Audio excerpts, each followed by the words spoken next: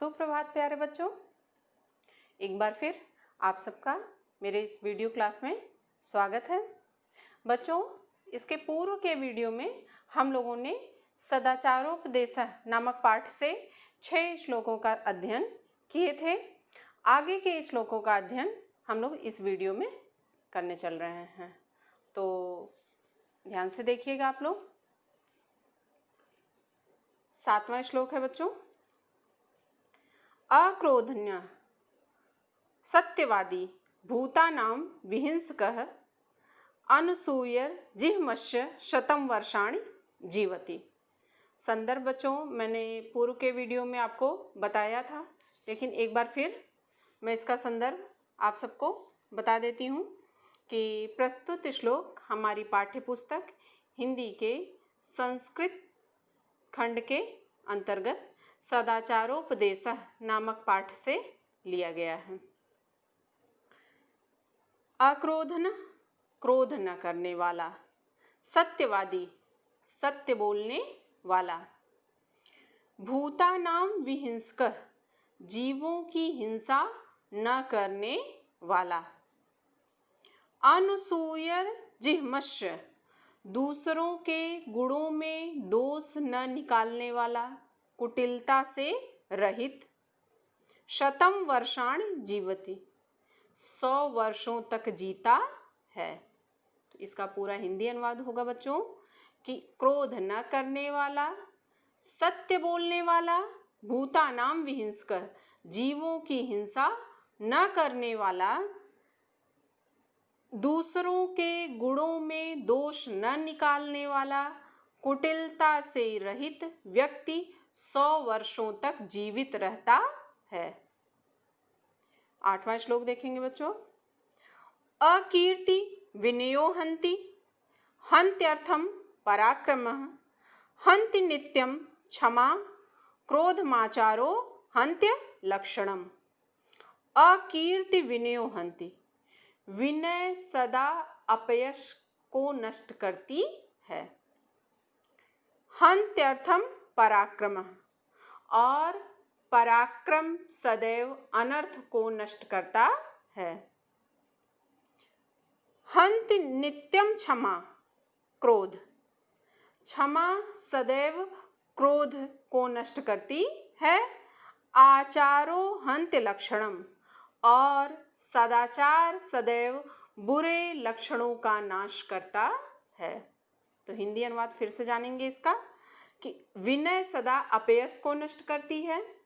हन्त्यर्थम पराक्रम, पराक्रम सदैव अनर्थ को नष्ट करता है। हन्ति नित्यम क्षमा क्रोधो, क्षमा सदैव क्रोध को नष्ट करती है।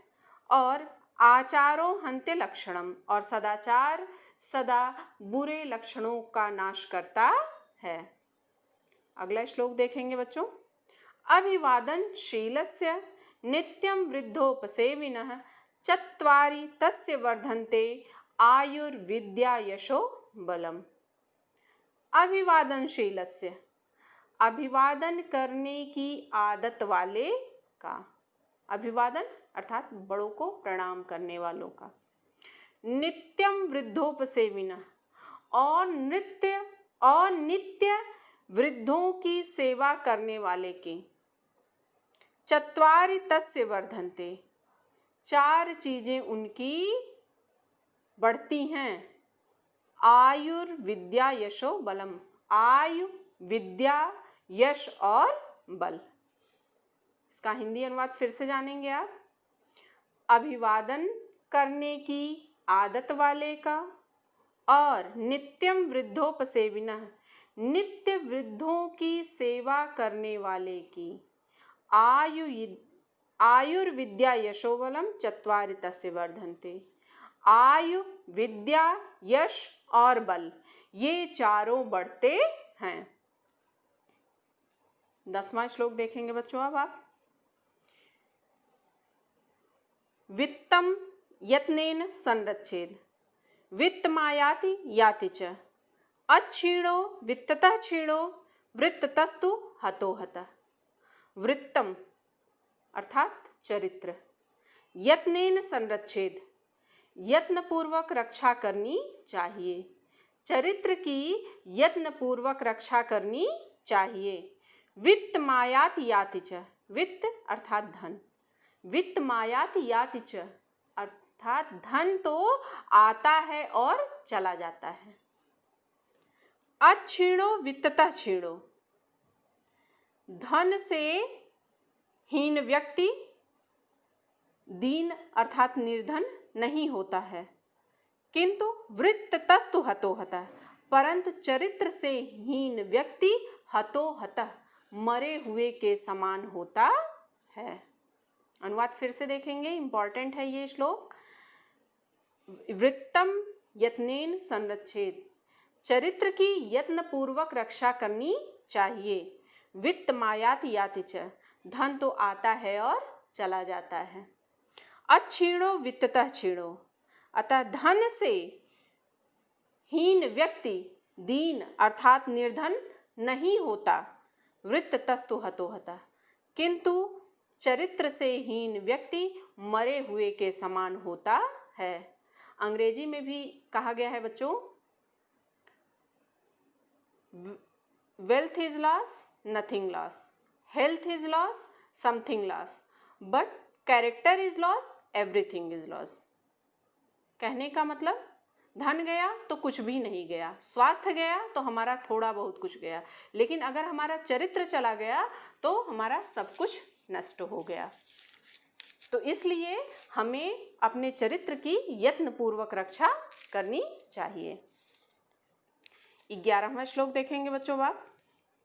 सत्येन रक्षते धर्मो, विद्या योगेन रक्षते, मृजया रक्षते रूपम, कुलम वृत्तेन रक्षते।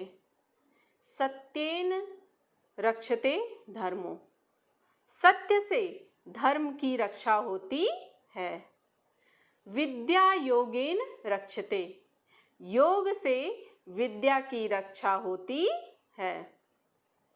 मृजया रक्षते रूपम, स्वच्छता से रूप की रक्षा होती है। कुलम वृत्तेन रक्षते, और सदाचार से कुल की रक्षा होती है। एक बार अनुवाद फिर से देख लेंगे आप लोग। सत्य से धर्म की रक्षा होती है, योग से विद्या की रक्षा होती है, स्वच्छता से रूप की रक्षा होती है, और सदाचार से कुल की रक्षा होती है। 12वां श्लोक देखेंगे बच्चों आप लोग, ये अंतिम श्लोक है आपका। श्रूयताम धर्म सर्वस्वम श्रुत्वा चाप्य वधार्यताम आत्मनः प्रतिकूलानि परेषां न समाचरेत। श्रूयताम धर्म सर्वस्वम, धर्म का सार सुनो। श्रुत्वा चाप्य अवधार्यताम, और सुनकर धारण भी करो। धर्म का सार सुनो और सुनकर धारण भी करो। धर्म का सार क्या है? नीचे की लाइन में स्पष्ट है। आत्मना प्रतिकूलानि परेषां न समाचरेत। आत्मना प्रतिकूलानि, स्वयं को अनुचित लगने वाले व्यवहार को परेषां न समाचरेत, दूसरे के लिए मत करो।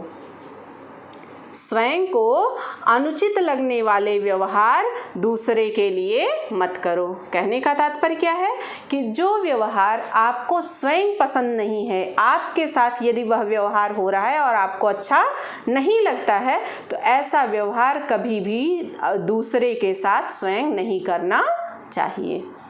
तो बच्चों, इस तरह से सदाचारोपदेशः नामक जो अध्याय है हमारा यहाँ पर पूर्ण होता है। और इस अध्याय से संबंधित जो भी आपकी समस्या हो, आप कमेंट बॉक्स के माध्यम से मुझसे पूछ सकते हैं। उम्मीद करती हूँ कि मैंने जो आपको अनुवाद ये बताया है आपको भली भांति समझ में आ गया होगा। तो मिलते हैं हम लोग अगले वीडियो में एक नए अध्याय के साथ। धन्यवाद बच्चों।